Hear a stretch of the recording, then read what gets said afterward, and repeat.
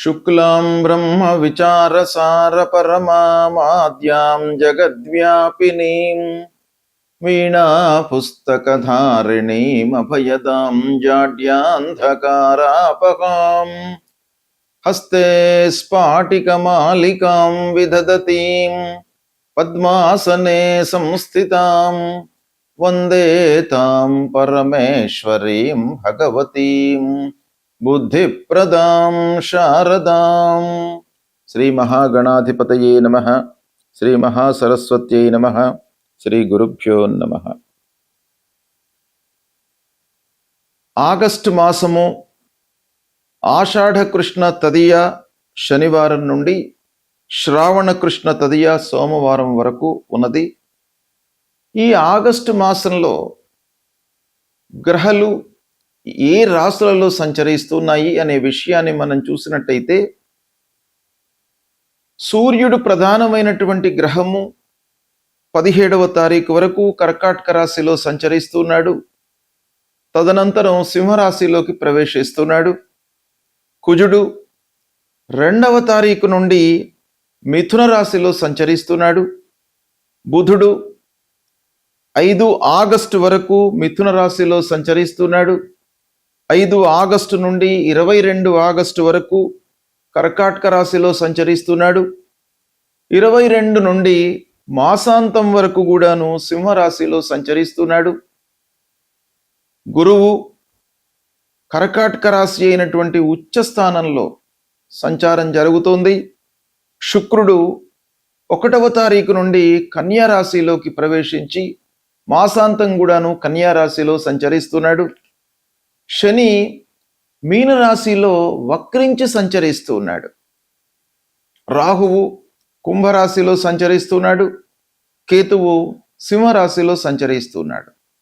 ఈ విధంగా 9 గ్రహాలు ఈ రాశులలో సంచరిస్తున్నాయి.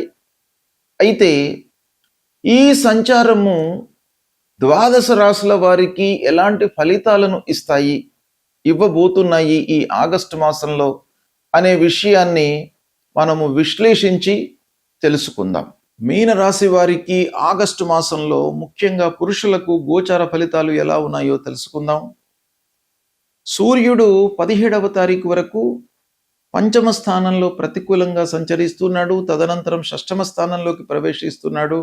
అనుకూలమైనటువంటి ఫలితాలు సూర్యుడి మూలకంగా మీకు కలుగుతాయి. ఇక కుజుడు అర్ధాష్టమ స్థానంలో ప్రతికూలంగా ఉన్నాడు. బుధుడు 4, 5, 6 స్థానాలలో అనుకూలంగా ఉన్నాడు.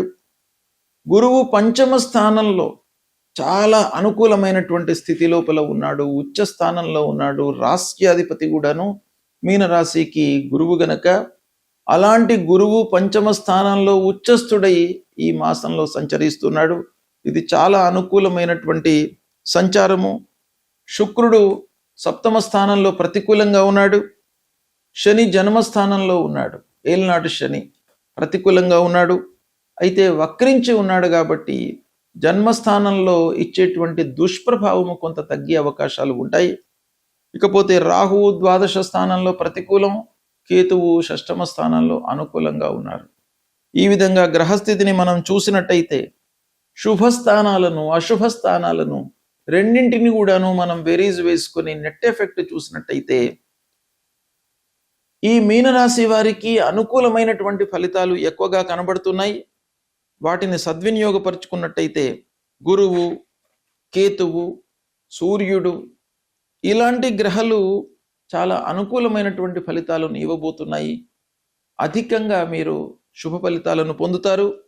అయితే ఉచ్చ స్థానంలో ముఖ్యంగా గురువు పంచమంలో సంచరించడము మీకు బాగా కలిసి వచ్చేటువంటి అంశం. తద్వారా విద్యార్థులకు, చదువుకునేటువంటి వాళ్ళు, మీనరాశి జాతకులు చాలా కలిసి వస్తుంది. సంతానం కొరకై ప్రయత్నం చేస్తున్నటువంటి వాళ్ళు, ప్లానింగ్లో ఉన్నటువంటి వాళ్ళు, ఎప్పటి నుండో సంతానం కొరకై ఎదురు చూస్తున్నటువంటి వాళ్లకు కూడాను ఈ పంచమ స్థానంలో గురు సంచారం మూలకంగా శుభవార్త, సంతాన యోగం కనబడుతుంది. చదువులో రాణించేటువంటి అవకాశం బాగా కనబడుతుంది. పెట్టుబడుల లోపల మీకు అనుకూలమైనటువంటి రిటర్న్స్ ఉంటాయి. ఇకపోతే 17వ తారీఖు తర్వాత సూర్యుడు 6వ స్థానంలోకి వస్తున్నాడు కాబట్టి మీరు అనుకున్న పనులు నెరవేరుతాయి. శత్రువులపై విజయాన్ని మీరు పొందుతారు. ఆరోగ్యము నిలకడగా ఉంటుంది. పూర్వము ఎదుర్కొన్నటువంటి సమస్యలన్నీ కూడాను పరిష్కరింపబడతాయి 17వ తారీఖు తర్వాత. ఇక ఉద్యోగం కొరకై ఇంటర్వ్యూలకు వెళ్తున్నటువంటి వాళ్ళు, పోటీ పరీక్షలు కొరకై ప్రిపేర్ అవుతున్నటువంటి వాళ్లకు కూడాను చాలా అనుకూలమైనటువంటి సమయము. ముఖ్యంగా ప్రభుత్వోద్యోగులకు సుసమయం ఈ ఆగస్టు మాసం. ఆఫీసులో సహ ఉద్యోగులతో, అధికారులతో, యాజమాన్యంతో మీకు అనుకూలత ఏర్పడుతుంది. అయితే ప్రైవేట్ రంగంలో ఉన్నటువంటి వాళ్లకు కూడాను ప్రమోషన్ లభించే అవకాశం కనబడుతుంది. శుక్రుడి యొక్క ప్రతికూలత ఉంది ముఖ్యంగా. కాబట్టి కొంత జాగ్రత్తగా ఉండండి. భార్యాభర్తలు అనవసరమైనటువంటి వాగ్వివాదాలలోకి వెళ్లకుండా, డీప్ డిస్కషన్స్లోకి వెళ్లకుండా, ఎంత అవసరమో అంతవరకే చూసుకుంటూ కుటుంబానికి ప్రాధాన్యత ఇస్తూ ముందుకు వెళ్ళినట్టయితే దాన్ని మీరు కొంత అధిగమించే అవకాశాలు ఉన్నాయి. వివాహ ప్రయత్నాలు జరుగుతాయి. వివాహ ప్రయత్నాల లోపల సఫలీకృతులవుతారు. నిశ్చయం అవుతుంది. శుభకార్యాలు చేస్తారు.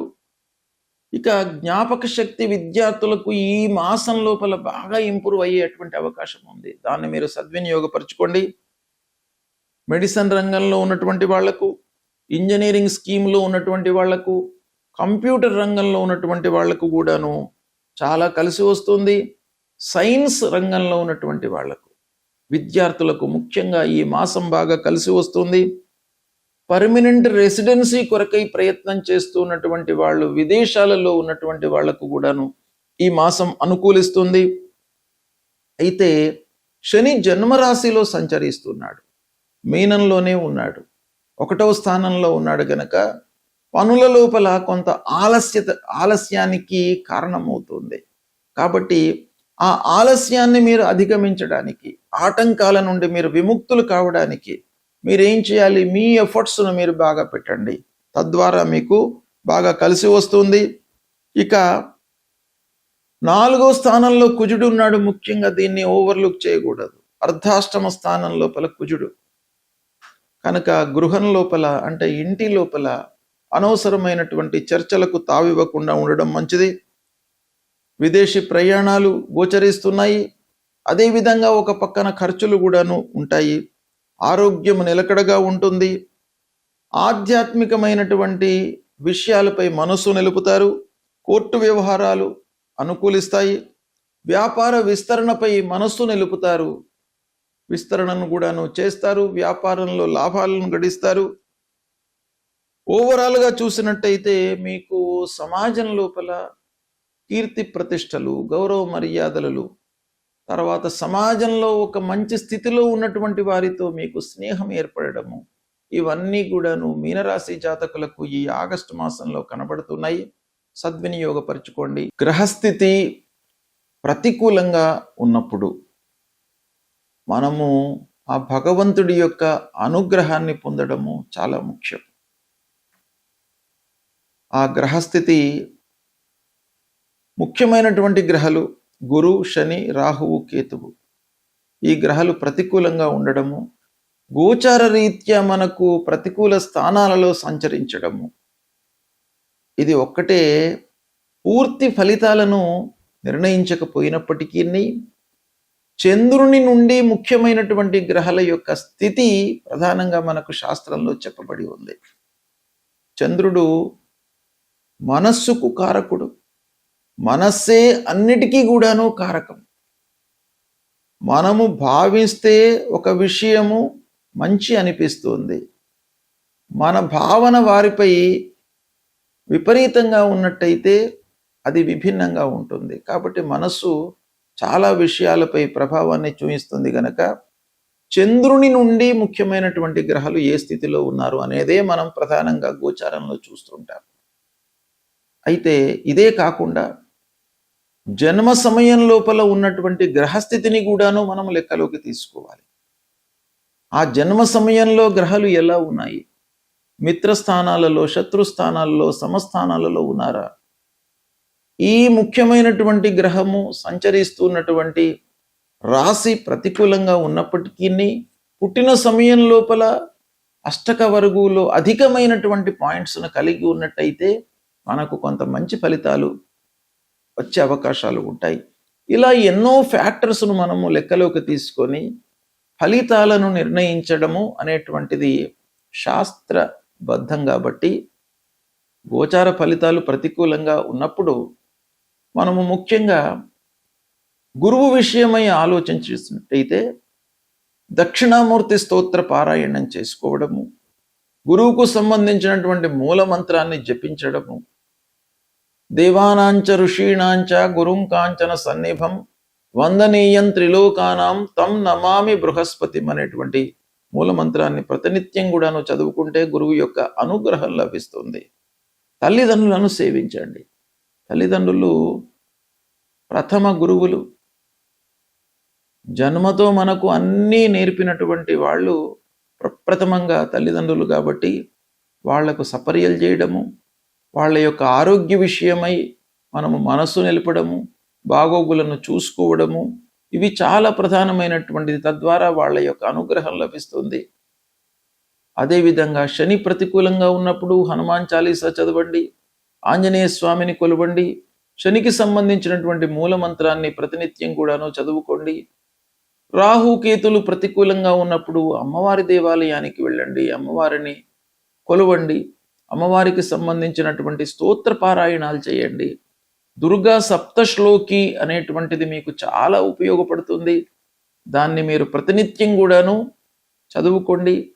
అందులో ఉన్నటువంటి 7 శ్లోకాలను మీరు ప్రతినిత్యము కూడాను చదవడం మూలకంగా భయము, ఆందోళన ఇవన్నీ కూడాను దూరమైపోయి మీకు విజయము చేకూరేటువంటి అవకాశాలు ఉంటాయి.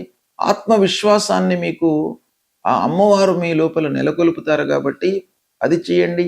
గణపతిని స్మరించండి, గణపతి దేవాలయానికి వెళ్ళండి. ఇలా ప్రతికూలంగా ఉన్నప్పుడు మనం చేయవలసినటువంటి కర్తవ్యము భగవంతుణ్ణి సందర్శించుకోవడము, దేవాలయానికి వెళ్ళడము, స్తోత్ర పారాయణాలు చేయడము. తద్వారా మీకు ఆ భగవంతుడి యొక్క అనుగ్రహం లభిస్తుంది. ఈ దుస్థానాలలో సంచరిస్తున్నటువంటి గ్రహాల యొక్క ప్రభావము తగ్గుతుంది, శుభ ఫలితాలు కలుగుతాయి. దీన్ని మీరు ఆచరించండి. శుభం.